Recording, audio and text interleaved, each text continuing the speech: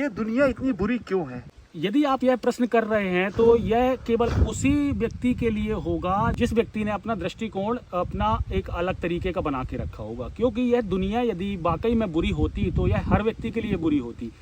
तो यहाँ दुनिया अच्छा या बुरा होना आपके विचारों पर निर्भर करता है कि आप इस दुनिया को किस दृष्टिकोण से देख रहे हैं। यदि आपके मन में अधूरापन है, यदि आप अभी भी कुछ प्राप्ति के आकांक्षा से इस संसार को देख रहे हैं, तो आपके लिए यह दुनिया तब तक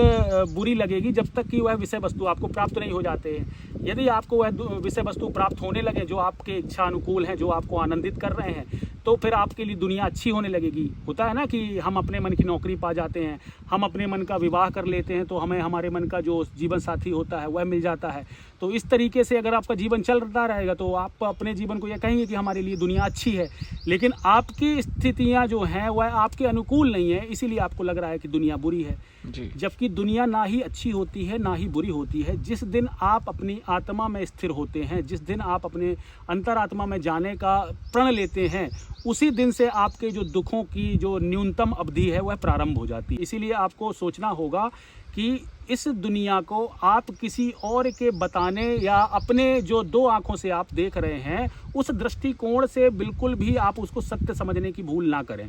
भौतिक तौर पर होता क्या है कि हम अपने दो आंखों से जो दृश्य देखते हैं वह देखने में तो ऐसा लग रहा है कि आप अपनी दो आंखों से देख रहे हैं, लेकिन उन दृश्यों के पीछे आपकी जो विचारधारा होती है वह काम कर रही होती है। और आपकी विचारधारा आपके जिस हिसाब से आपने शिक्षा ग्रहण की होगी, जिन तरीके की संगतों में आप साथ रहे होंगे बचपन में, या किसी भी तरीके का आपका फैमिली का जो माहौल रहा होगा, उन्हीं माहौल के कारण ही आप सामने वाले जो दृश्य दिखाई दे रहा है उसका आकलन कर पाते हैं। यदि आपके परिवार में किसी कम्युनिटी के खिलाफ मान लीजिए घृणा भरी जा रही है, तो आप कैसे कह सकते हैं कि उस कम्युनिटी का कोई अच्छा इंसान भी आपके सामने आएगा तो आप उससे घृणा नहीं करेंगे? क्योंकि आपके परिवार ने यदि किसी के प्रति घृणा आपके मन में भर दी है, यदि